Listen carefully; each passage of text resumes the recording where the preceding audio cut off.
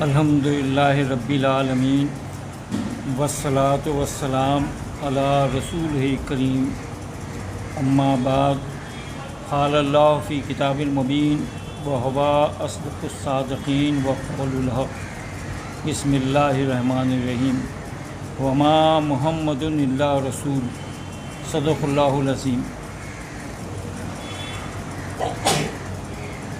اسی خانقاہ کے ایک سجادہ نشین کا ایک شعر ہے کہ بیاں کیا کروں میں شان محمد، خدا خود ہے ثنا خوان محمد۔ جس کی تعریف و توصیف خود رب قدیر کر دے تو پھر بندے میں اتنی کیا مجال کہ اس تعریف و توصیف کو آگے بڑھا سکے۔ اللہ نے خود قرآن حکیم میں پیغمبر اسلام صلی اللہ علیہ وسلم کے بارے میں فرمایا کہ ورفعنا لک ذکرک، اے محبوب ہم نے تمہارا ذکر بلند فرما دیا۔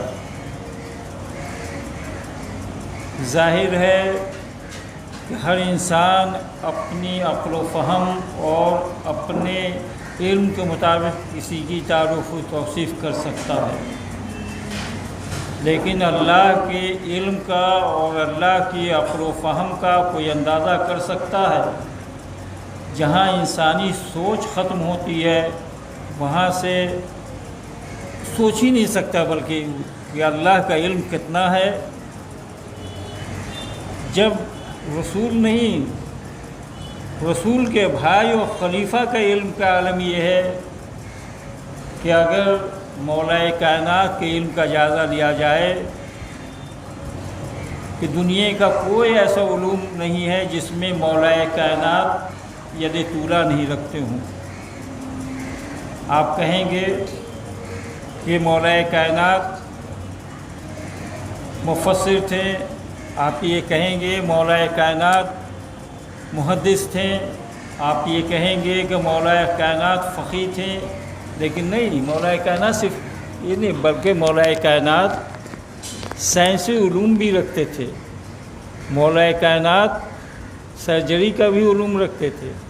مولا کائنات جتنے علوم ہیں سب کے سب ان کے پاس تھا، اسی لیے وہ بار بار کہتے تھے سلونی سلونی، پوچھ لو مجھ سے، جو پوچھنا ہے مجھ سے پوچھ لو۔ کسی نے پوچھا کہ مولا کائنات کوئی حسرت بھی آپ کی رہ گئی ہے دنیا میں؟ کہا کہ ہاں، دو۔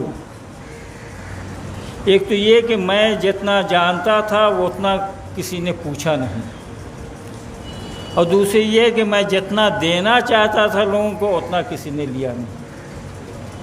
تو مولا کائنات کے علم کا عالم یہ ہے کہ مولا کائنات فرماتے ہیں کہ دنیا میں جتنا علم ہے وہ سب قرآن میں موجود ہے، اور قرآن میں جو کچھ ہے اس کے سورہ فاتحہ میں ہے، اور سورہ فاتحہ میں جو کچھ ہے اس کے بسم اللہ میں ہے، اور بسم اللہ میں جو کچھ ہے وہ اس کا نچوڑ وہ بے میں ہے، اور بے کا نقطہ میں ہوں۔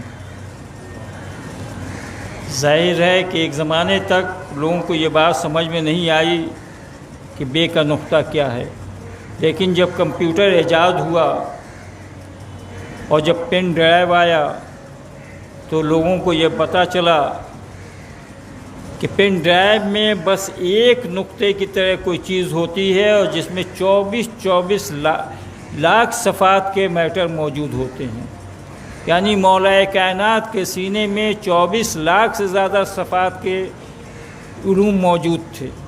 جب مولا کائنات کے علم کا یہ عالم ہے تو حضور صلی اللہ علیہ وسلم کے علم کا کیا عالم ہوگا؟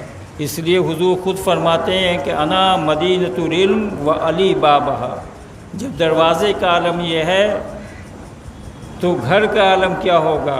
اور جب رسول کا یہ عالم ہے تو پھر خدا کے علم کا کیا کہنا؟ تو جب جو خدا خود رسول کی تعریف بیان فرما دے کہ ورفعنا لک ذکرک، اب اس کے بعد کیا بچتا ہے؟ آج کا دن بڑا مبارک و مسعود دن ہے، اس لیے کہ ایک روایت کے مطابق 12 ربیع الاول کو پیغمبر اسلام صلی اللہ علیہ وسلم لباس بشریت میں دنیا میں تشریف لائے۔ لیکن تاریخیں اور بھی ملتی ہیں، 2 تاریخ بھی ملتی ہے، 2 ربیع اول، 9 ربیع اول جس کو ہم لوگ مانتے ہیں، 11 ربیع اول، 12 ربیع اول، 17 ربیع اول، 19 ربیع اول، 29 ربیع اول، 25 ربیع اول۔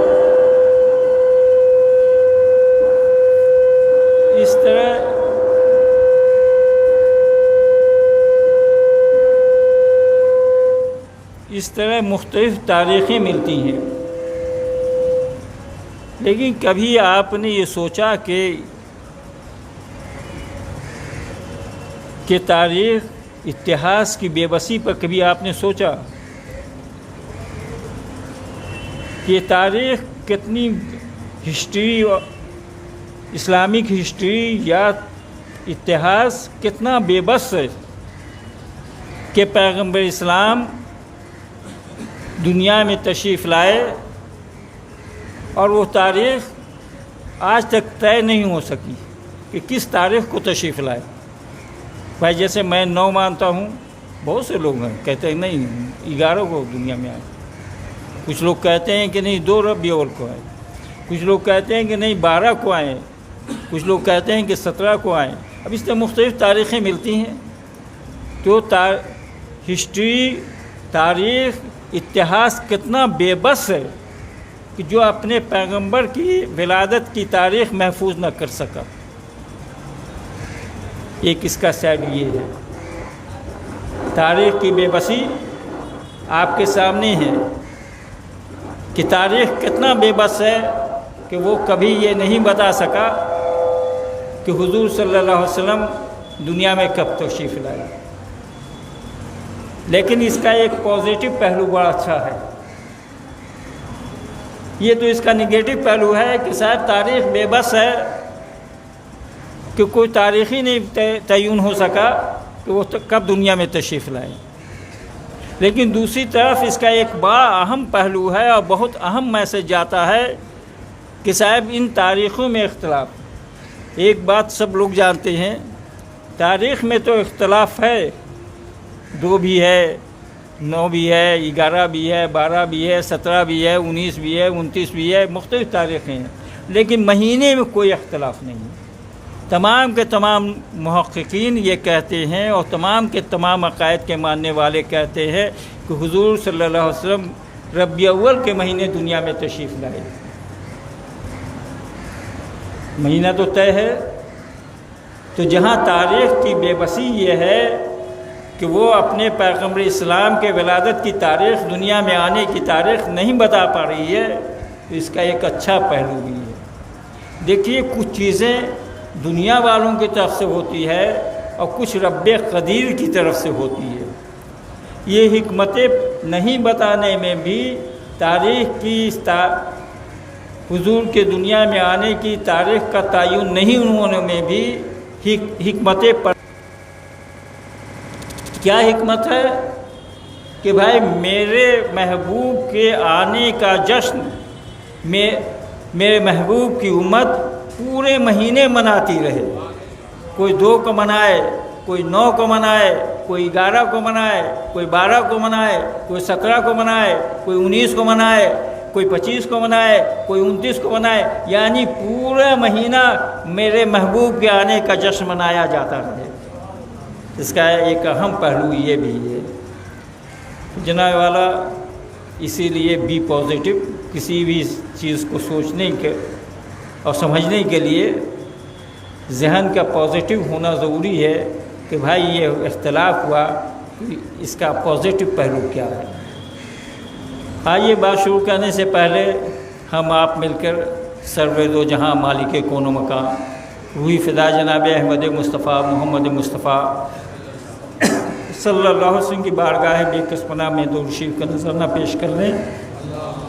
اللہم صلی علی سیدنا محمد النبی الامی وعلی آلہ وعلی بیتہ وصحابہ وبارک وسلم وسلم علیہ وعلیہ اجمعین۔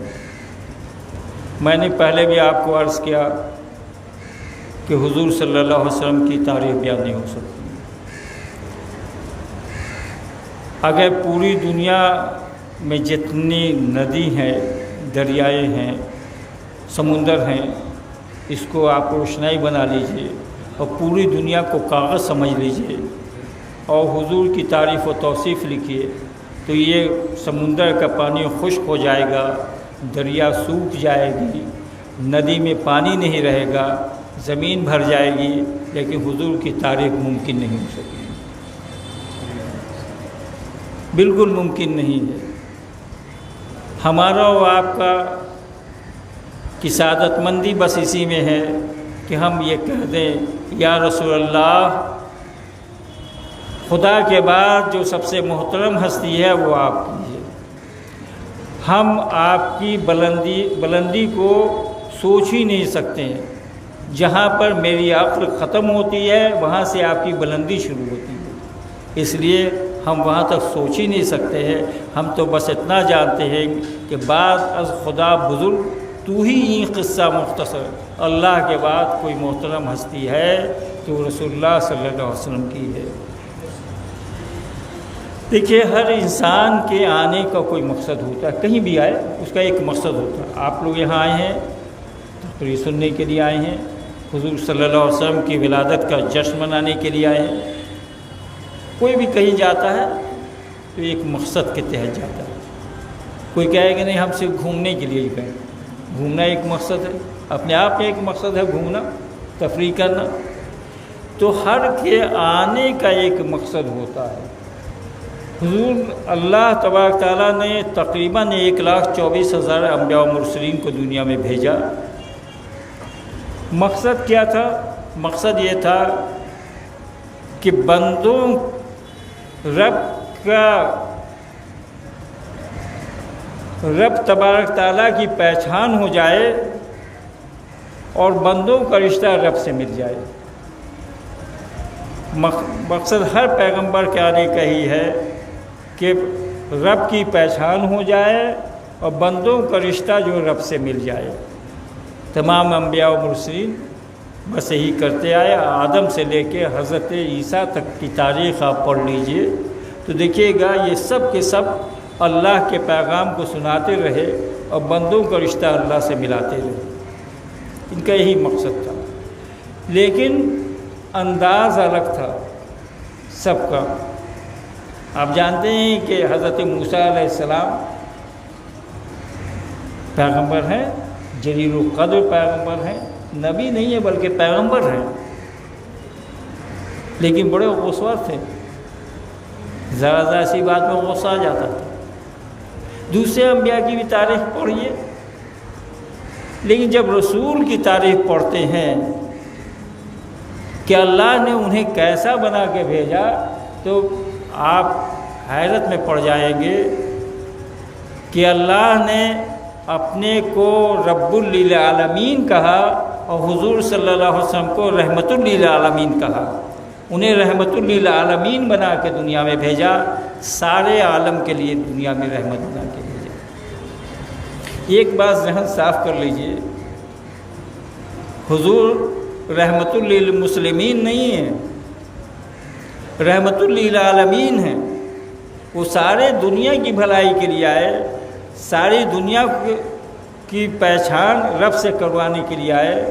یہ تو ہم ہیں اور آپ ہیں کہ ہم بانٹنا جانتے ہیں، ہم جوڑنا نہیں جانتے۔ کبھی مذہب کے نام پر بانٹ دیتے ہیں، کبھی عقیدے کے نام پر بانٹ دیتے ہیں، کبھی مسلک کے نام پر بانٹ دیتے ہیں، لیکن اللہ ان ساری دیواروں کو توڑنا چاہتا ہے۔ اگر توڑنا نہیں چاہتا تو آپ قرآن پڑھیے تو آپ کو اندازہ ہوگا کہ اس نے جب بات کہی ہے تو اولاد آدم کے لیے بات کہی ہے، مسلمانوں کے لیے نہیں کہی ہے۔ لقد کرمنا بنی آدم، اے آدم کی اولاد تمہیں ہم نے معظم بنایا ہے، محترم بنایا ہے۔ لقد خلقنا الانسان فی احسن تقویم، ہم نے تمہیں انسانوں کو بہترین تقویم پر پیدا کیا ہے۔ یہ نہیں کہ مسلمانوں کو پیدا کیا، ہم نے انسانوں کو بہترین تقویم پر پیدا کیا ہے۔ انی جاعل فی الارض خلیفہ، ہم نے انسان کو زمین کا خلیفہ بنایا ہے۔ کئی بار مسلمان کا لفظ نہیں آیا۔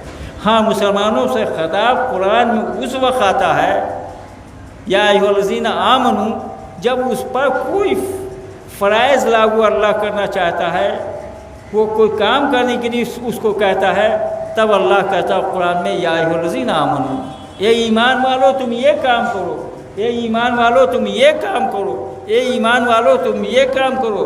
لیکن ڈائریکٹ بیان جو ہے وہ جو ہے بنی آدم سے ہے، اولاد آدم سے ہے، اور دنیا میں جتنے لوگ ہیں سب اولاد آدم ہیں۔ یہ نہیں ہے کہ کوئی دوسرے کی اولاد ہے۔ اس سے یہ پتہ چلا کہ اللہ نے حضور کو رحمت للعالمین اس لیے بنایا تھا کہ اولاد آدم سدھر جائے، اور ان کے پیغام سے اولاد آدم ثریا کے عروج تک پہنچے اور اس کا رشتہ اللہ سے مل جائے۔ ظاہر ہے کہ حضور نے جب تبلیغ شروع کی تو آپ جانتے ہی ہیں کہ مکے سے شروع کی، ہجرت کر کے مدینہ پہنچے۔ مخاطب کون تھے؟ مکہ والے تھے یا مدینہ والے تھے؟ تو ظاہر یہ تو تعلیم انہی کے درمیان رہنی چاہیے تھی، اسلام وہیں پر سمٹ کے رہ جاتا مکہ و مدینہ تک۔ لیکن حضور کی زندگی میں، آپ کی حیات مبارکہ ہی میں یہ تعلیمات مکہ و مدینہ کی سرحدوں سے نکل کر دنیا کے بڑے حصے میں پھیل گئی۔ معلوم یہ ہوا کہ پروفٹ محمد کی تعلیمات سارے دنیا کے لیے ہے، جو آہستہ آہستہ پھیلتی جائے۔ لیکن ایک چیز جو سب سے اہم ہے، جو بعد میں آپ مجھ سے سوال کر سکتے ہیں، کہ حضور صلی اللہ علیہ وسلم نے اس تعلیمات کا انداز کیسے شروع کیا؟ کیا لوگوں سے زبردستی اپنی بات منوائی؟ کیا کوئی چمتکار دکھلایا؟ حضرت موسیٰ علیہ السلام بغل میں ہاتھ دیتے تھے، ید بیضا، تو ہاتھ روشن ہو جاتا تھا۔ عیسیٰ علیہ السلام مردے کو زندہ کر دیتے تھے۔ حضور نے کوئی چمتکار دکھلا کے اسلام کی تبلیغ کی یا کوئی اور طریقہ اپنایا؟ تو حضور نے کوئی چمتکار نہیں دکھلایا۔ آپ کہیے گا چاند کا 2 ٹکڑا کر دیا، سورج کو پلٹا لیا، بالکل سچ ہے، لیکن حضور نے اس کا سہارا نہیں لیا۔ حضور نے کہیں بھائی اپنے کرامت کا، اپنے معجزے کا سہارا نہیں لیا۔ حضور نے یہ کیا، انہیں جو تبلیغ کرنی تھی وہ 40 سال تک اپنے کردار سے تبلیغ کرتے رہے۔ جھوٹ کبھی نہیں بولا، بے ایمانی کبھی نہیں کی، بندوں کو کبھی نہیں، اللہ کے بندوں کو کبھی نہیں ستایا، غلط فیصلہ کبھی نہیں کیا، لوگوں کی برائی کبھی نہیں بیان کی۔ یعنی جتنے ایک انسان میں جتنے اچھے کردار ہو سکتے تھے سب انہوں نے پیش کر دیا 40 سال تک۔ اور اسی کردار کا نتیجہ یہ تھا کہ ابو جہل جیسا شخص جو حضور کا بدترین دشمن تھا، وہ اکیلے میں جب بیٹھتا تھا تو یہ کہتا تھا محمد نے کبھی جھوٹ نہیں بولا۔ لوگ کہتے تھے کہ جھوٹ نہیں بولا تو بھائی تو ان کا ایمان سچا ہے۔ ہاں، تو لوگ کہتے تھے کہ پھر کلمہ آپ کیوں نہیں پڑھتے ہیں؟ دیکھیے آج جو ہے نا، میں ہوں، میں عزت والا ہوں، میں شہرت والا ہوں، بڑی کرسی مجھے ملنی چاہیے، اونچی جگہ مجھے ملنی چاہیے، اس سے زیادہ پہلے تھا۔ ابو جہل کا جواب یہ تھا کہ اگر ہم کلمہ ہی پڑھ لیں گے تو میری سرداری کا کیا ہوگا، میری سرداری ہی ختم ہو جائے گی۔ یعنی ابو جہل جیسا انسان بھی حضور کی تعریف یہ کرتا تھا کہ صاحب محمد نے کبھی جھوٹ نہیں بولا۔ یہ کردار تھا، اور یہی کردار نہیں تھا جب فتح مکہ کے بعد لوگ اریسٹ کر کے آئے۔ ابو سفیان بھی جس میں تھے، تو حضور نے پوچھا کہ بھائی تمہارے ساتھ کیا سلوک کیا جائے؟ کہا کہ آپ کھولے، آپ سے تو ہم امید یہ رکھے ہوئے ہیں جو کریم ابن کریم جو کر سکتا ہے وہی آپ میرے ساتھ کریں گے۔ اور جو بدترین دشمن تھا ابو سفیان، حضور نے کہا کہ جو اس کے مکان میں چلا جائے اس سے بھی نہ جاؤ۔ یعنی مزہ یہ ہے کہ جو جانی دشمن تھا، جس نے خاندان رسالت کو سب سے زیادہ نقصان پہنچایا تھا، سب سے زیادہ پریشان کیا تھا، اب حضور کا فرمان ہو رہا ہے کہ جو ان کے مکان میں چلا جائے گا اسے بھی ہم نجات دے دیں گے، اسے بھی ہم امان دے دیں گے۔ یہ کردار تھا۔ اور یہ 40 سالہ زندگی جو ہے، اگر آپ 40 سالہ زندگی حضور کی پڑھ لیں اچھے سے، تو پھر قرآن آپ پڑھیے گا تو بڑا مزہ آئے گا کہ جو کچھ 40 سال میں انہوں نے کر کے دکھلایا وہ 23 سال تک قرآن میں نازل ہو گیا۔ پوری قرآن آپ پڑھ لیجئے اور حضور کی پوری 40 سالہ زندگی پڑھ لیجئے، اعلان نبوت سے پہلے کی زندگی، وہی باتیں جو انہوں نے کر کے دکھلائی وہ قرآن میں۔ تو اس پر صحابہ اکرام اس کیریکٹر پر، اس کردار پر صحابہ اکرام پابند رہے، اولیاء اللہ پابند رہے، اس زمانے کے علماء و دانشور پابند رہے، تو پوری دنیا میں اسلام پھیلتا گیا، بہت تیزی سے پھیلا۔ آپ کہیے گا بھائی ہم جس عہد میں سانس لے رہے ہیں اس عہد میں تو مسلمان ہونا ہی ایک جرم معلوم ہوتا ہے۔ جہاں معلوم ہوا کہ یہ مسلمان نوجوان ہے تو اس کو اٹھا لیا جاتا ہے، داڑھی اور ٹوپی والوں کو دیکھا جاتا ہے تو کہا جاتا ہے یہ دہشت گرد ہے۔ مسلمانوں کی مسجدیں توڑ دی جاتی ہیں، ان کو طرح طرح سے پریشان کیا جا رہا ہے۔ اس میں دو رائے بالکل حقیقت ہے۔ اگر ہم ہندوستان کے لیول میں دیکھیں تو یہ آپ کو نظر آئے گا کہ ہمارے نوجوانوں کا مستقبل محفوظ نہیں ہے، ہماری مسجدیں محفوظ نہیں ہیں، ہماری خانقاہیں محفوظ نہیں ہیں، ہمارے مذہبی ادارے محفوظ نہیں ہیں۔ اس کو ایک دم ذہن میں رکھیے کہ محفوظ نہیں ہے، لیکن دوسری طرف یہ دیکھیے کہ ہمارا اور آپ کا کردار کیا ہے۔ عوام کو چھوڑ دیجئے، ہمارے خواص کا، ہمارے عالم دین کا، ہمارے پیر اعظام کا، ہمارے رہبروں کا کردار کیا ہے۔ اگر حضور کے کردار سے 100% ملتا ہے تو آپ کہیے کہ ظلم ہو رہا ہے، اور اگر نہیں ملتا ہے تو کہیے میں نے یہ ظلم اپنے اوپر خود سے کیا ہے، میں نے اسلام کو خود بدنام کیا ہے، میں نے رسول کریم کی تعلیمات کو خود سے چھوڑا ہے۔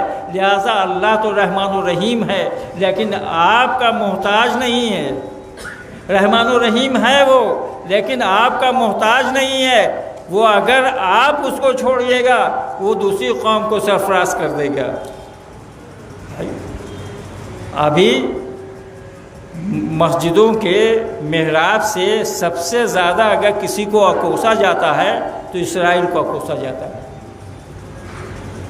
اس کے ختم ہونے کی، اس کی پوری حکومت کو تباہ و برباد ہونے کی دعائیں ہوتی ہیں۔ بھائی پہلے کے لوگ کہ اگر تاریخ پڑھیے، بھائی آفتاب شریعت حضرت امام شاہزانی سے رحمۃ اللہ علیہ، اکبر جیسے اکبر اعظم سے جہاد کرنے کے لیے آگے بے سر و سامانی کے عالم میں، کوئی فوج نہیں تھی، کوئی اسلحے نہیں تھے، لیکن دین الہی کے خلاف جہاد کرنے کے لیے آ گئے۔ کیوں آ گئے؟ اکبر کی فوج سے آ گئے، کوئی معمولی نہیں، خان صاحب دو چار آدمی کو لے کے جیسے تیار ہو ویسے نہیں، یا ہمارے کمال ہیں ان کے پیر بھائی کلکتے میں سب ہیں، سب کو لے کے تیار ہو جائے کہ بھائی ہم لڑ لیں، ویسا نہیں تھا۔ بلکہ اکبر کی فوج، وہ اکبر جس کے تاریخ اکبر اعظم کہتا ہے، جسے سامراٹ کہا جاتا ہے، اس کی فوج سے لڑنے کے لیے آ گئے۔ کیا لے کے آئے؟ توپ لے کے نہیں آئے، بندوق لے کے نہیں آئے، اسلحہ لے کے نہیں آئے، بہت بڑی بھیڑ لے کے نہیں آئے، صرف ایک چیز لے کے آئے تھے، اپنا کردار اور ایمانی قوت۔ وہ کردار جو رسول کریم کے کردار سے ملتا جلتا تھا، وہ ایمان جو خدا پر مکمل تھا، اللہ کے پیارے حبیب پر مکمل ایمان تھا، وہ لے کے چلے آئے، تو لہٰذا ان کی فتح ہوئی۔ آج اگر مسلمان اپنے کردار کو بدل دیں، اگر مسلمان اس راہ کو اپنائیں جو صراط مستقیم ہے۔ مسلمان اگر توکل علی اللہ پر زندگی گزاریں، اگر اللہ پر مکمل بھروسہ رکھیں تو آج بھی فتح و کامیابی ان کے قدم کو چومے گی۔ لیکن ہم یا رسول اللہ آپ کا دامن نہ چھوڑیں گے۔ ہمارے ظفر صاحب بیٹھے ہوئے، ان کے 3 دن کا جلسہ ہوتا ہے۔ میلاد تو ہر دن ایک دن میں ایک رات میں کم از کم 4 جگہ پر ان کے گاؤں میں میلاد ہوتا ہے، اور رات بھر یہ لوگ کہتے ہیں کہ یا رسول اللہ آپ کا دامن نہ چھوڑیں گے، لیکن صبح میں مسجد میں دیکھ لیجئے کتنے لوگوں نے دامن پکڑا ہے اور کتنے لوگوں نے چھوڑا ہے، وہیں پر پتہ چل جاتا ہے۔ اور آپ ہی کے یہاں نہیں، جو لوگ جلسہ کر کے کہتے ہیں کہ یا رسول اللہ ہم آپ کا دامن نہ چھوڑیں گے، ہم تو یہ کہتے ہیں کہ پکڑا ہی کب تھا جو چھوڑیے گا نہیں، پکڑ لیجئے پہلے۔ حضور دنیا میں آئے تھے ذات اور برادری کو ختم کرنے، قبائل کے جھگڑے کو ختم کرنے، لیکن ہمارا کردار کیا ہو گیا؟ ہم ذات اور برادری کے جھگڑے میں الجھ گئے۔ ہمارا کردار کیا ہو گیا؟ ہم عقائد اور مسلک میں الجھ گئے۔ دیکھیے، کبھی ہم نے کوئی بات پازیٹیو ہو کے نہیں سوچی ہے، کوئی بات کبھی پازیٹیو ہو کے سوچی ہی نہیں ہے۔ ہم نے یہ کہا کہ بھائی یہ اہل حدیث ہے، ہاتھ جھاڑ کے نماز پڑھتا ہے، یہ تحریمہ یہاں پر مانتا ہے، اس کے پیچھے میری نماز نہیں ہوگی۔ ایسے میں نہیں کہتا ہوں، میری نماز تو سب کے پیچھے ہو جاتی ہے اور میرے ماننے والوں کی بھی ہوتی ہے، لیکن عام ذہن یہ ہے کہ یہ اہل حدیث ہے، اس کے پیچھے نماز نہیں ہوتا ہے، یہ شیعہ ہے، اس کو تو اس کی مسجد ہی میں جانا پاپ ہے، یہ دیوبندی ہے، اس کا نام لینا ہی منع ہے۔ لیکن کبھی یہ آپ نے سوچا کہ اللہ کی حکمت اس میں کیا ہے؟ یعنی کوئی عقیدہ اور کوئی مسلک والا اگر اس کو پڑھ لیجئے، اچھے سے سمجھ لیجئے، اس کی ہر عمل، نماز کی، حضور کے سنت پہ۔ یہ ٹھیک ہے کہ کوئی سنت ایک مرتبہ حضور کی ہے، کوئی سنت متواتر ہے۔ اگر کوئی ہاتھ رفع دین کرتا ہے تو تاریخ موجود ہے کہ حضور نے رفع دین کیا ہے، ہر آدمی جانتا ہے۔ کچھ لوگ بت لے کے آ جاتے تھے تو حضور نے رفع دین کر دیا۔ حضور نے اگر کوئی آمین بالجہر کہتا ہے، زور سے آمین کہتا ہے، تو یہ بھی حضور کی سنت ہے۔ ایک بار تو حضور نے زور سے آمین کہا تھا۔ اگر کوئی یہاں پر تحریمہ باندھتا ہے، یہ بھی حضور کی سنت میں ملتا ہے۔ کوئی آدمی سلام نہیں بھیجتا ہے، صرف دل میں سلام کر دیتا ہے، السلام علیکم ورحمۃ اللہ، تو یہ بھی حضور کی ایک سنت ہے۔ ہر عقیدے اور مسلک والے حضور کی ایک ایک سنتوں پہ عمل کر رہے ہیں، تو کبھی پازیٹیو ہو کے یہ بھی تو سوچنا چاہیے میرا رب قدیر اپنے محبوب کو کتنا چاہتا ہے، اس کی ایک ایک سنتوں کو وہ صبح قیامت تک کے لیے زندہ رکھنا چاہتا ہے۔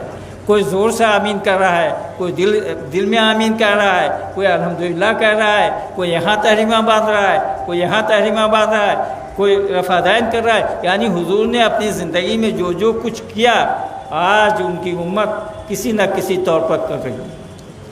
اس لیے اگر صحیح مسلمان ہیں تو عقائد کا جھگڑا نہیں کرے گا۔ آج کا عالم یہ ہے، ان کے یہاں بھی ہوتا ہے، تو کہو گے کہ ہم ہی تو تمہارے یہاں سے نہیں، وہ ارشاد کے یہاں بھی ہوتا ہے۔ آج کا عالم یہ ہے کہ آپ دیکھیے گا، آپ مجھ سے زیادہ پڑھتے ہوں گے، کہ اگر کوئی دیوبندی کا جنازہ میں شریک ہو گیا تو اس کا نکاح ٹوٹ گیا۔ اب اس کو یعنی اتنی مزاح خیز باتیں ہوتی ہیں کہ سوشل میڈیا کا زمانہ ہے کہ جس کی عمر 80 سال ہے اس کا دوبارہ نکاح ہو رہا ہے، اجتماعی طور پر نکاح ہو رہا ہے۔ انہوں نے یہ تاریخ نہیں پڑھی، انہوں نے حدیث کا مطالعہ نہیں کیا کہ حضور نے عبداللہ ابن ابی کا جنازہ پڑھا دیا تھا۔ اس سے بڑا منافق کوئی ہو سکتا تھا؟ اس سے بڑا کوئی منافق نہیں ہو سکتا تھا، لیکن حضور نے اس کا جنازہ پڑھا دیا۔ یہ اسلام ہے، یہ اسلام کی رواداری ہے۔ ہم نے کبھی اسلام غیر مسلموں میں اس طرح پیش نہیں کیا، ہم تو آپسی میں الجھتے رہے عقیدے کو لے کے۔ اسلام یہ ہے، حضور کا کردار یہ ہے کہ آپ حالت نماز میں ہیں اور جانتے ہیں کہ فرض نماز اگر پڑھ رہے ہیں، یہاں تک کہ فرض نماز پڑھ رہے ہیں، اگر باپ نے بھی آپ کو آواز دی تو آپ نیت نہیں توڑ سکتے۔ سب سے بڑا درجہ باپ کا ہے، اس نے آواز دی، آپ نیت نہیں توڑ سکتے، آپ نماز ختم کر کے پھر جائیں۔ کسی نے سلام کیا، اسے جواب نہیں دے سکتے۔ اور یہ کسی ایک عقیدے اور ایک فرقے میں نہیں، تمام فرقے والے، تمام عقائد والے اس پر متفق ہیں کہ حالت نماز میں کسی کے سلام کا جواب نہیں دیا جا سکتا ہے۔ کوئی آواز دے تو اس کے آواز پر لبیک نہیں کہا جا سکتا، اس کا جواب نہیں دیا جا سکتا ہے۔ لیکن یہ کس نے بتایا؟ یہ رسول کریم صلی اللہ علیہ وسلم نے بتایا۔ اسی لیے میں یہ کہتا ہوں کہ فرض نماز بھی جو ہم لوگ پڑھتے ہیں تو یہ فرض بھی ہے اور سنت بھی ہے۔ فرض اس طرح ہے کہ اللہ کا حکم ہے اس لیے فرض ہے، سنت اس طرح ہے کہ یہ رسول اللہ نے پڑھ کے بتا دیا تو ہم ویسے ہی پڑھ رہے ہیں، اسے رسول اللہ کی سنت ہے۔ لیکن اسی رسول نے یہ بھی کہا کہ اگر تمہارے پڑوسی میں کوئی ہے، اس کے مکان میں آگ لگ جائے، اس کے یہاں سانپ نکل جائے، اس کے یہاں دشمن حملہ کر دے، تو تم اب جہاں پر جیسے تم کو آواز ملے کہ اس کے پڑوسی کے گھر میں آگ لگ گئی ہے، دشمن نے حملہ کر دیا ہے، یا اس کی طبیعت خراب ہو گئی، پریشان حال ہے، یا سانپ نکل گیا ہے، یعنی پریشان ہے کسی طرح سے، تو تم وہاں سے نماز چھوڑ دو اور پہلے پڑوسی کے گھر پر جاؤ۔ یہ نہ دیکھو کہ وہ ہندو ہے کہ مسلمان ہے کہ سکھ ہے کہ عیسائی ہے، وہابی ہے کہ دیوبندی ہے کہ بریلوی ہے کہ خانقاہی ہے، تم یہ صرف دیکھو کہ اولاد آدم ہے یا نہیں ہے۔ اگر اولاد آدم ہے تو تم وہیں پر سے نماز چھوڑ دو، پہلے اس کی مدد کر دو اور پھر واپس آؤ، تو اب نماز شروع نہیں کرنا بلکہ جہاں سے چھوڑ کے گئے ہو وہیں سے مکمل کر دو۔ یہ اسلام ہے، اسلام کا انٹروڈکشن یہ ہے۔ رسول کریم کی تعلیمات یہ ہے۔ رسول کریم کی تعلیمات بانٹنے کے لیے نہیں آئی تھی، حضور نے رحمت بنا کے بھیجا تھا، رحمت للعالمین بنا کے بھیجا تھا، اس سے ان کی رحمت ہر جگہ موجود ہے۔ دیکھیے کتنا اہم مسئلہ ہے کہ صاحب آپ کا پڑوسی، یہ نہ دیکھیے کہ وہ کیا ہے، آپ سارے جھگڑے، مزہ یہ ہے کہ 2 مرتبہ جھگڑا بدلا، تاریخ پڑھیے گا تو آپ کو اندازہ ہوگا، پہلے ایک جھگڑا تھا، صرف ایک، اسلام ورسز کفر، ایمانداری ورسز بے ایمانی، یہ جھگڑا تھا۔ یہ ایماندار ہے، وہ بے ایمانی کو ختم کرنا چاہتا تھا، بس یہی جھگڑا تھا۔ برائی کو مٹایا جانا چاہتا تھا، برائی ہے اس کو مٹا دیا جائے کسی طرح، لیکن بزور شمشیر نہیں، اپنے اخلاق سے مٹایا جائے۔ حضور کا اخلاقی ہے نا، میں نے یہ واقعہ ایک مرتبہ آپ لوگوں کے سامنے بیان کیا کہ ایک بڑھیا روز حضور صلی اللہ علیہ وسلم پر کوڑا پھینکتی تھی، روز ادھر سے حضور گزرتے تھے، ایک دن اوپر سے کوڑا نہیں آیا تو آپ صلی اللہ علیہ وسلم نے اصحاب سے پوچھا کہ آج اوپر سے کوڑا نہیں آیا؟ کہا کہ وہ بڑھیا بیمار ہے۔ اچھا بیمار ہو گئی ہے، میرے جیسا آدمی ہوتا، خان صاحب کا جیسا آدمی ہوتا تو یہ ضرور کہتے کہ اچھا ہوا میری بد دعا لگ گئی۔ حضور صلی اللہ علیہ وسلم یہ نہیں کہتے، حضور نے کہا کہ اچھا وہ بیمار ہو گئی۔ ہم لوگ رہتے تو کہتے اچھا میری بد دعا لگ گئی، روز کوڑا پھینکتی تھی نا، آج اس کو پتہ چل گیا، لیکن نہیں، حضور کہتے کہ وہ بیمار ہو گئی، چلو عیادت کرتے ہیں۔ اوپر میں رہتی تھی، حضور صلی اللہ علیہ وسلم پہنچے۔ دیکھیے انسان عجیب ہوتا ہے، ہر انسان اپنی ہی طرح دوسرے کو سمجھتا ہے۔ بڑھیا بھی حضور کو اپنی ہی طرح سمجھ رہی تھی، کہا کہ اے محمد عبداللہ کے بیٹے، آج تم آئے ہو جو ہم بیمار پڑ گئے، اچھی میں تھی جب تم آتے ہو تو میں بتا دیتی۔ کہا کہ بڑی بھی میں بدلہ لینے کے لیے نہیں آیا ہوں، مجھے معلوم ہوا کہ آپ بیمار پڑ گئی ہیں تو میں آپ کی عیادت کے لیے آیا ہوں، مزاج پرسی کے لیے آیا ہوں۔ وہ بڑھیا چونک گئی، کہا کہ اے محمد تم کہہ رہے ہو؟ کہا میں کہہ رہا ہوں، میں اسی لیے آیا ہوں کہ آپ کی مزاج پرسی کر لے۔ کہا کہ یہ تم کہہ رہے ہو یہ تمہارا اسلام کہتا ہے؟ کہا کہ میرا اسلام یہی کہتا ہے۔ کہا جب اتنا اچھا اسلام ہے تو لاؤ ہم تمہارا کلمہ ہی پڑھ لیتے ہیں۔ اس طرح اسلام کی تبلیغ ہوتی ہے۔ اس طرح سے جب تک اسلام کی تبلیغ ہو رہی تھی تو صرف عرب تک اسلام محدود نہیں تھا، بلکہ دنیا کے بڑے حصے پر مسلمانوں کی حکومت قائم ہو گئی تھی۔ آج ہم اور آپ کیا کہتے ہیں؟ میں یہ بتا رہا تھا کہ 2 مرتبہ جھگڑا ہوا ہے، یعنی جھگڑا تو شروع ہوا تھا کہ بے ایمانی کا ایمانداری سے، ایماندار یہ چاہتے تھے کہ بے ایمانی کو ختم کیا جائے، ایمان والے یہ چاہتے کہ کفر کو مٹایا جائے، لیکن اس کے بعد تاریخ پڑھیے گا تو ایک دوسرا جھگڑا شروع ہوا، اسلام ورسز غیر اسلام۔ یعنی مسلمانوں نے غیر مسلموں سے جھگڑا شروع کیا، اور یہ جھگڑا نظریاتی بنیاد پر نہیں شروع کیا۔ ایک ہوتا ہے نا بھائی انہیں گولڈن کلر پسند ہے، مجھے نہیں پسند، ایک نظریہ ہے، وہ گولڈن پہنیں گے ہم نہیں پہنیں گے، ایک نظریہ ہے، لیکن کوئی اختلاف نہیں ہے، ٹھیک ہے مجھے وہ پسند نہیں ہے۔ لیکن ذاتی جھگڑا اگر ہوگا کہ بھائی گولڈن پہننا، ہم کہیں گے کہیں نہ کہیں سے تو فتویٰ منگوا ہی دیں گے، آ ہی جائے گا، اللہ مولویوں کو زندہ رکھے کہ یہ پہننا حرام ہے۔ اگر ذاتی جھگڑا اس کو بنائیں گے تو یہ ہو جائے گا سیدھے۔ لیکن اس زمانے میں جو جھگڑا تھا اسلام ورسز غیر اسلام، حضور کے زمانے میں وہ نظریات تھا، وہ یہ چاہتے تھے کہ لوگ اللہ کا کلمہ پڑھ لیں، لیکن اس کے بعد جو آیا اسلام اور غیر اسلامیوں کا جھگڑا، وہ نظریاتی نہیں رہا بلکہ وہ ذاتی تھا کہ بھائی ہم ان کی حکومت پر قبضہ کر لیں، ہم ان کی زمین پر قبضہ کر لیں، ہم ان کی زمین جائیداد کو اپنے حاصل کر لیں۔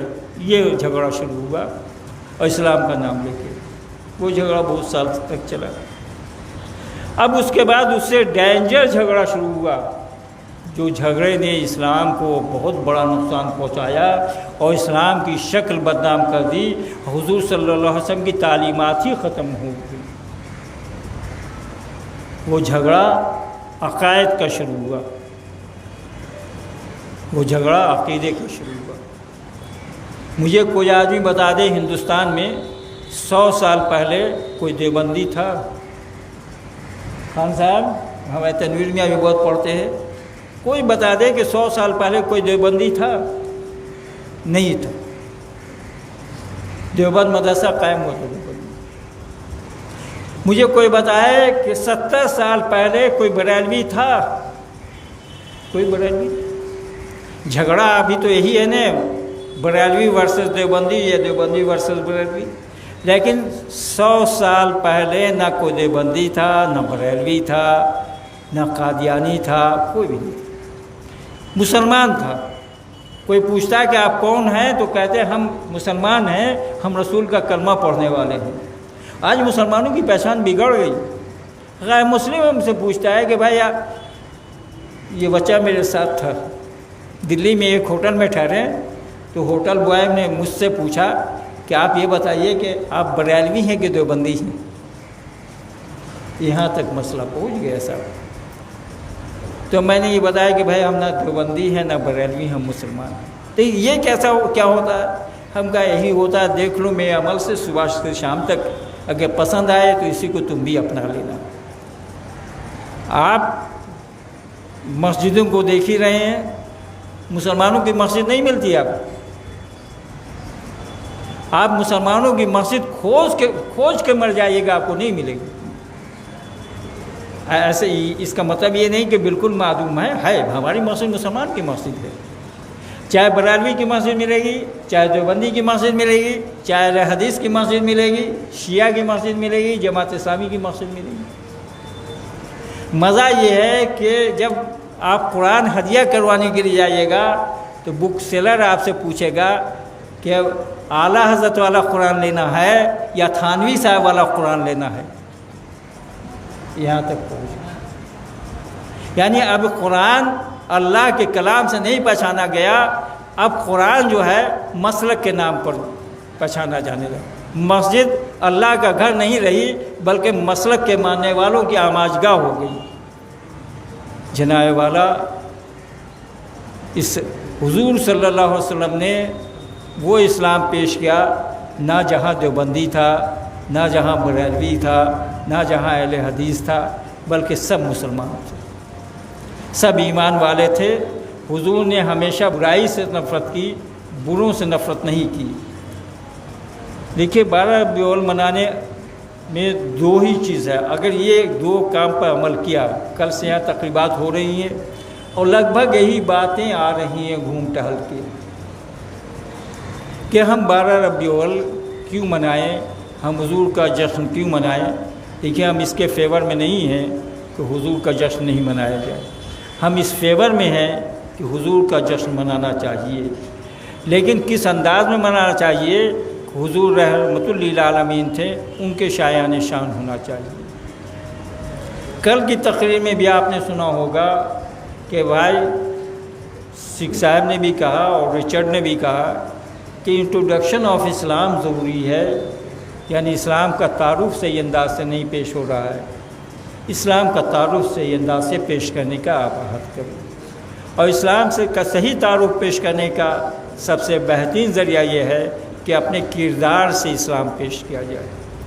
کتابی اسلام تو ہے، قرآن میں موجود ہے اسلام، حدیث نبوی میں اسلام موجود ہے، اور اسلام پر بہت ساری کتابیں ہیں، لیکن وہ الگ ہو جاتا ہے، آپ کا کردار الگ ہو جاتا ہے۔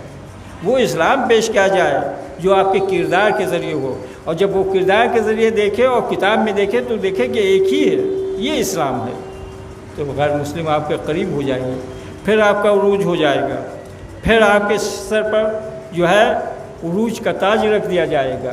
لیکن کتابی اسلام الگ ہو گیا ہے، زندگی کا اسلام الگ ہو گیا ہے، دونوں میں ایک کرنا پڑے گا، اور آپس میں میل محبت بڑھانی پڑے گی۔ جس کا نبی رحمت للعالمین ہے وہ اسلام کے نام پر جھگڑے گا۔ اسلام کے نام پر جھگڑنے کا مفہوم آپ جانتے ہیں؟ اسلام کے نام پر جھگڑنے کا بہت خراب مفہوم ہے۔ اگر آپ اجازت دیں تو ہم یہ کہہ دیں کہ اسلام پر جھگڑنے کا مفہوم کربلا ہے۔ بہت تعجب ہوگا کہ کربلا کیسے کہہ دیا اسلام پر جھگڑنے کا نام۔ ایک اسلام یزید بھی پیش کر رہا تھا، ایک اسلام حسین بھی پیش کر رہے تھے، دونوں اسلام پیش کر رہے تھے۔ حسین کا اسلام ان کے نانا رسول کریم والا اسلام تھا، جہاں صلح تھا، جہاں آتشی تھی، جہاں محبت تھا، جہاں انسانی قدریں تھیں، جہاں نفس انسانی کا ویلو تھا۔ اور یزید جو اسلام پیش کر رہا تھا وہ قرآن سے الگ اسلام تھا، وہ ظلم و ستم کا اسلام تھا، وہ بربریت کا اسلام تھا، وہ اسلام وہ تھا جس کا چہرہ بالکل سیاہ تھا۔ لیکن حسین کا کارنامہ یہی ہے نا، انہوں نے رسول کریم کا اسلام پیش کیا۔ دیکھیے ایک واقعہ سن لیجئے کہ میں بار بار یہ بھی کہتا ہوں، کربلا اپنی یاد نہیں رکھا، اسلام نہیں سمجھنا ہے۔ اسلام کو سمجھنے کے لیے اور رسول کریم کو سمجھنے کے کربلا کا میدان سمجھنا پڑے گا۔ لیکن مزہ یہ بھی ہے، آج کے دور کا سب سے بڑا المیہ یہ ہے کہ اگر دو چار مرتبہ حسین حسین کہہ دیا، علی علی کہہ دیا اور کربلا کہہ دیا تو لوگ کہیں گے بھائی یہ شیعہ ہو گئے ہیں۔ اب کوئی کہے یا نہیں کہے، پورنیہ کا لوگ تو کہہ ہی دے گا، وہاں کے لوگ کہہ دیں گے، وہ کہیں گے کہ بھائی اب یہ شیعہ ہو گئے، یہ حسین حسین کہتے ہیں، علی علی کہتے ہیں۔ ہم دعوے کے ساتھ یہ کہتے ہیں، بڑے ذمہ دار اسٹیج سے یہ بات کہہ رہے ہیں کہ کربلا کو سمجھنا اسلام کو سمجھنا ہے۔ میں نے پہلے جو آپ کو بتایا کہ اللہ کے نزدیک نفس انسانی بہت بڑی چیز ہے، اس نے نفس انسانی کو، اولاد آدم کو معظم کیا ہے، محترم بنایا ہے، اچھی تقویم پر پیدا کیا ہے۔ امام حسین نے اسلام اور اسلامک تعلیمات کو کیسے بچایا؟ کربلا کا میدان ہے، فوجیں جمع ہے، یزید کی فوجیں جمع ہو گئی ہیں، سب سے کم فوج جو لکھا ہے کہ وہ فوج 30,000 تھی، جمع ہو گئی، شب عاشور آ گئی، امام حسین مدینہ خط نہیں لکھتے ہیں کہ اور فوجیں آئیں ہمارا ساتھ دیں، بلکہ وہ اپنے اصحاب کو بیٹھاتے ہیں اور کہتے ہیں کہ دیکھو یہ فوج یزید میری دشمن ہے، مجھ سے بیعت چاہتی ہے، تم اپنی جان کیوں پریشان کر رہے ہو، تم چلے جاؤ، تم لوگ بیٹھے رہے۔ اب دیکھیے امام حسین کی فراست، وہ کہتے ہیں کہ اچھا میرے سامنے جانے میں اگر تمہیں شرم آتی ہے تو ہم چراغ گل کر دیتے ہیں، اندھیرا کر دیتے ہیں، تم اندھیرے میں نکل جاؤ، اور چراغ انہوں نے گل کر دیا۔ اس لیے حسین نفس انسانی کی بقا اور نفس انسانی کو بچانا چاہ رہے تھے کہ اس جھگڑے میں نفس انسانی بچ جائے، انسان زیادہ مارا نہ جائے، چراغ گل کر دیتے ہیں۔ لیکن حسین کے جانثار بھی ایسے تھے کہ جب چراغ دوبارہ روشن کیا گیا تو سب کے سب موجود ہوئے، کہ نفس انسانی کو بچانا اسلام کی تعلیمات میں سے ہے۔ اس لیے رحمۃ للعالمین کا ماننے والا جو ہوگا وہ نفس انسانی پر ہمیشہ دھیان دے گا۔ تو آج کے دن کا یہ مقصد ہونا چاہیے کہ ہم حضور کے کردار کو اپنائیں گے، ذات و برادری کی دیوار کو توڑیں گے، عقائد سے اوپر اٹھ کے اسلام پر سوچیں گے اور اسلام کا صحیح نمونہ پیش کریں گے، تاکہ دیکھنے والا یہ کہے کہ یہ محمد کا ماننے والا ہے۔ ہر درخت اپنے پھل سے پہچانا جاتا ہے، اگر پھل کڑوا اور کسیلا ہوتا ہے، پھل اگر سڑا ہوا ہوتا ہے تو لوگ کہتے ہیں درخت اچھا نہیں ہے۔ آج ہمارا آپ کا عالم جو ہے، ہمارے آپ کو کردار کو دیکھ کے ہم تو برے ہو ہی رہے ہیں، ہماری وجہ سے رسول کریم کی بھی شخصیت مجروح ہو رہی ہے، اور لوگ کہتے ہیں جو کم پڑھے لکھے ہیں کہ بھائی ان کا ماننے والا ایسا ہے تو رسول کریم جو ہیں وہ رحمت للعالمین کیسے ہیں۔ اس لیے ہمیں آپ کو چاہیے کہ اپنے کردار سے وہ کردار پیش کریں جس سے، جیسے کہ قرون اولیٰ کے مسلمان تھے اور جس کو دیکھ کے لوگ یہ کہیں کہ یہ مسلمان ہیں۔ دیکھیے ہمارے بیچ میں کل زیارت ہو رہی تھی، آپ لوگوں نے سبوں نے زیارت کی، میں نے کسی کے آنکھ میں آنسو نہیں دیکھا، لیکن جب یہاں سے میں گیا خلوت میں تو مجھے یہ احساس ہوا کہ صاحب ذرا سے جو مہمان آئے ہیں ان سے مل لینا چاہیے، تو میں اسی کمرے میں خود ہی چلا گیا۔ خلوت میں بھیڑ تھی تو دیکھا کہ ریچرڈ جو تھے انگریز، ان کے آنکھ میں آنسو ہے، اور جو سکھ تھا وہ بالکل مبہوت ہو کے بیٹھا ہوا، جاتے کے ساتھ ان لوگوں نے میرا پیر پکڑنا چاہا اور کہا کہ آج مجھے اس چیز کی درشن ہو گئی ہے جو میں نے سوچا ہی نہیں تھا۔ کہا کہ پیغمبر کے بال کے داڑھی کے بال کے درشن ہو گیا، ہم دھن ہو گئے۔ صاحب یہ غیر مسلموں کا، ہم میں سے بیشتر نے دیکھا بس ہو گیا۔ یہ اسی کیریکٹر کو پیش کرنے کی ضرورت ہے۔ بھائی ایک حضور کے داڑھی کے بال کا دور سے اس نے زیارت کی اور اس کا قلب کا حالت بدل گیا، اس کے آنکھیں نم ہو گئیں۔ جب غیر مسلموں میں یہ ہوتا ہے تو مسلمانوں کا حال کیا ہوگا؟ پورنیہ میں آپ لوگ کہیں گے پورنیہ پر یہ پڑ گئے، پورنیہ میں 10,000 مرید ہوں گے، لیکن رد بلایات کے طور پر صرف 2-4 آدمی آئے ہیں۔ کریں گے کیا؟ جو اسلام کے بالکل خلاف ہے، اسے پورنیہ میں نہیں ہوتا، اور جگہ پر بھی ہوتا ہے۔ 50,000 کا جلوس نکالیں گے۔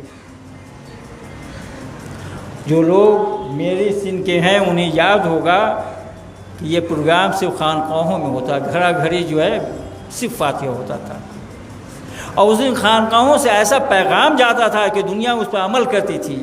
آج وہ چیز بازاروں میں آ گئی اور جلوس نکلتا ہے، وہ ایمبولینس میں رحمت للعالمین کا جلوس ہوتا ہے، ایمبولینس میں مریض دم توڑ دیتا ہے، رحمت للعالمین کا جلوس نکلتا ہے۔ دیکھیے ہم جلوس کے مخالف نہیں ہیں، جو نکالے وہ نکالے، لیکن ایسا نہ ہو کہ جلوس نکلے ایمبولینس میں مریض دم توڑ دے، ایسا نہ ہو کہ بچے کا ٹیوشن چھوٹ جائے، بچے کا اسکول نہ ہو جائے، ایسا نہ ہو اتنی تیز آواز سے آپ ڈی جے نہ بجائیں کہ مریض پریشان اٹھے، آدمی پریشان ہو اٹھے۔ اسے رحمت للعالمین کا جلوس ہے۔ اس لیے اسلام کے انٹروڈکشن کے لیے حضور صلی اللہ علیہ وسلم کے کردار کی ضرورت ہے. یہ کردار کو پیش کرنا پڑے گا. اگر اس کردار کو آپ نے نہیں پیش کیا تو آپ کا وہ ویلو نہیں ہوگا جو قرون اولیٰ کے مسلمان کا ویلو تھا. ہم آپ بڑے خوش نصیب ہیں کہ ہم حضور صلی اللہ علیہ وسلم کی امتی ہیں. دیکھیے سب سے بڑا فخر یہ ہے کہ ہم حضور کی امت ہیں. وہ امت ہیں جس کو حضور نے خیر امت کہا ہے. وہ امت ہیں جن کو حضور نے امت وسطیٰ کہا ہے. ہم اس امتی میں سے ہے. لیکن اپنے دل پر ہاتھ رکھ کے خود فیصلہ کیجئے کہ ہم قرآنی تعلیمات پر کتنا عمل کر رہے ہیں, حضور کے نقش قدم پر کتنا چل رہے ہیں. اور نہیں تو یا رسول اللہ ہم آپ کا دامن نہ چھوڑیں گے. کل دو صاحب آئے تھے, آپ نے سنا ہوگا, ایک چنگ بھان خیال جن کی کتاب آئی ہے لولاک, جس میں حضور کی پوری لائف بیان کی گئی ہے اور بڑے خوبصورت انداز سے بیان کی گئی ہے. دوسرے صاحب شنکر کیموری تھے, بڑی اچھی نعت پڑھ رہے تھے. لیکن سب کے باوجود اسلام کے نعمتوں سے وہ محروم ہیں. اسے کلمہ نہیں پڑھا ہے. کلمہ نہیں پڑھا ہے تو اسلام کی بنیاد جو ہے رسول کریم کے کردار, اس کو انہوں نے اپنایا نہیں. ہم ان سے بدتر ہو جاتے ہیں اس وقت جب ہم رسول کریم کا کلمہ پڑھنے کے باوجود ان کے کردار کو نہیں اپناتے ہیں. ہمیں ان کے کردار کو اپنانا پڑے گا. جناب والا آپ یہ کہیں گے, خصوصاً وہ لوگ جو سیمانچل کے علاقے سے آئے ہوں گے, وہ یہ تو ضرور کہیں گے کہ حضور کی آج حضرت کی تقریر اچھی نہیں ہوئی, صرف وہ میل اور محبت کی بات کر کے رہ گئے. پورے قرآن کو پڑھ لیجئے, پورے حدیث کو پڑھ لیجئے, کہیں پر آپ کو کسی پر اعتراض کرنے کا حق نہیں. چہ جائے کہ کلمہ. ہاں, اور جو بالکل اس سے مخالف ہے. اچھا, اور بھی بڑا مزہ, ایک سب سے مزیدار بات ہے, سنیے. ہمارا اختلاف جو ہوتا ہے وہ بڑے مزے کا ہوتا ہے, بہت مزیدار ہے. بھائی دیوبندی کہتے ہیں کہ ہم بریلوی کو نہیں مانیں گے, بریلوی کہتے ہیں ہم دیوبندی کو نہیں مانیں گے, دیوبندی کہتے ہیں کہ ہم اہل حدیث کو نہیں مانیں گے, اہل حدیث یہ کہتے ہیں کہ ہم تبلیغی کو نہیں مانیں گے, تبلیغی یہ کہتے ہیں جماعت اسلامی کو نہیں مانیں گے, اور سب مل کے یہ کہتے ہیں کہ ہم خانقاہیوں کو نہیں مانیں گے. بھائی کیوں نہیں مانیے گا؟ ایک جملہ مولوی کہے گا, ایک جملے میں پورے کو سمیٹے گا, ایک جملے میں, اور یہی جملہ کہہ کے وہ دوبارہ نکاح بھی پڑھواتا ہے. وہی کہہ کے وہ دوسرے کو کافر بھی کہتا ہے کہ حضور صلی اللہ علیہ وسلم نے کہا کہ ہماری امت کے 73 فرقے ہو جائیں گے, جس میں 72 جو ہے ناری ہوگا اور ایک ناجی ہوگا, یعنی 72 جہنم میں جائے گا اور ایک جنت میں جائے گا. لہذا ہم جس عقیدے کو مانتے ہیں اسے ہم ہی جنتی ہیں, اور وہ جنتی ہے نہیں, اسے مسلمان نہیں ہے. بھائی تو بڑا ہے, جنت بڑی چھوٹی سی ہے, یعنی جہنم ہے, اس کا مطلب بہت بڑا.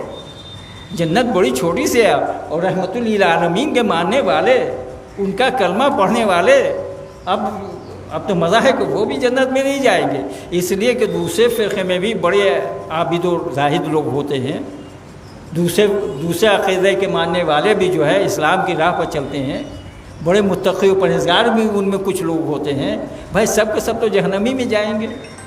بڑی چھوٹی سی جماعت ہے, بڑی چھوٹی سی ایک متدوشی پڑھنے, اللہم صلی اللہ سیدنا محمد نبی الامی وعلی آلہ وعلی بیتہ وصحابہ وبارک وسلم وسلم علیہ وسلم.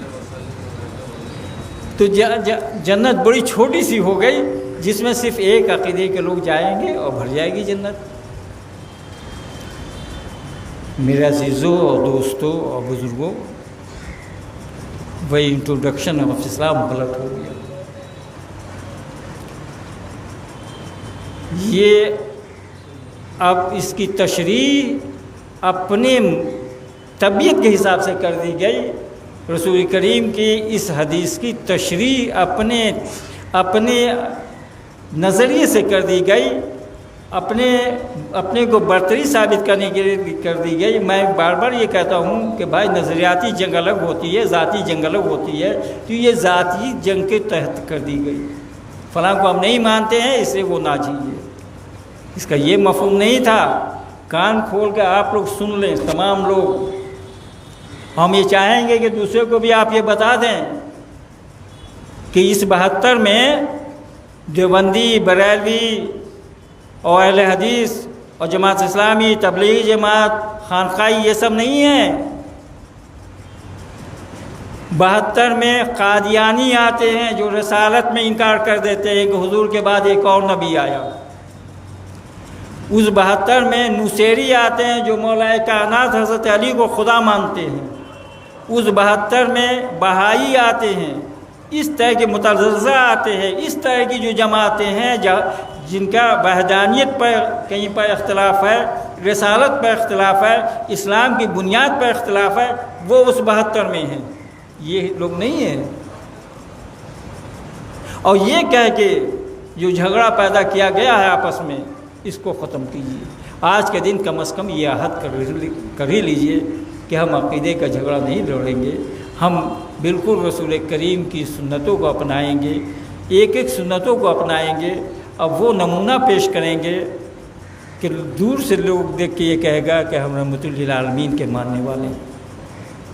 جناب والا، میں نے قرآن کریم کی جس آیت کا سرنامہ بنایا تھا کہ وما محمد الا رسول، کہ میں قرآن یہ اللہ کہتا ہے قرآن میں کہ میں نے محمد کو رسول بنایا۔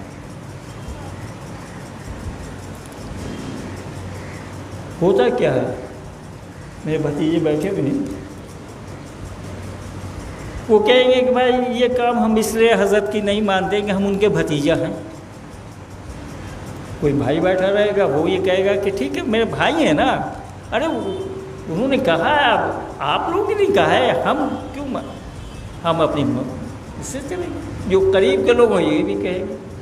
اللہ یہ جانتا تھا انسانی فطرت کو کہ اگر یہ نہیں کہیں گے وما محمد الرسول، ہم نے اس کو صرف رسول بنایا ہے، اس کو یتیم عبداللہ نہ کہنا، اسے صرف مکی نہ سمجھنا، اسے مدنی نہ سمجھنا، اسے قریشی نہ سمجھنا، اسے اپنے جیسا نہ سمجھنا، بلکہ وما محمد الا رسول، میں نے اس کو رسول بنایا ہے۔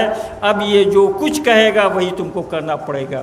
ذات کی بنیاد پر نہیں پہچاننا، عقیدے کی بنیاد پر نہیں پہچاننا، وطن کی بنیاد پر نہیں پہچاننا، رشتے کی بنیاد پر نہیں پہچانا، بلکہ قرآن کی بنیاد پر اس کو پہچاننا، اور یہ جو کچھ کہے اس پر تم کو عمل کرنا ہے۔ یہ رسول اللہ نے ایسا بنایا، اس کے ہر فعل کو اپنا فعل کہا کہ وما رمیت اذ رمیت ولکن اللہ رما۔ دیکھو یہ جو سنگریزے پھینک رہا وہ نہیں پھینک رہا بلکہ میں پھینک رہا ہوں۔ ما ینطق عن الہوی ان ہوا الا وحی یوحی، یہ اس وقت تک کلام نہیں کہتا جب تک ہم وحی نہیں بھیجتے ہیں۔ یعنی اس رسول صلی اللہ علیہ وسلم کا کلام بھی اللہ کا کلام ہے، ان کا عمل بھی اللہ کا عمل ہے۔ ایسے رسول کی آپ امتی ہیں، ہم امتی ہیں، اس لیے ہمیں اور آپ کو ان کے بتائے ہوئے راستے پر چلنا چاہیے۔ ہم اور آپ خوش نصیب ہیں اس نبی کی امت میں سے آئیں۔ اس نبی کے لیے ہم دو کام کر سکتے ہیں۔ حضور رحمت للعالمین ہیں، شافع محشر ہیں۔ دیکھیے دو چیز ہوتی ہے، ایک چیز یہ ہوتی ہے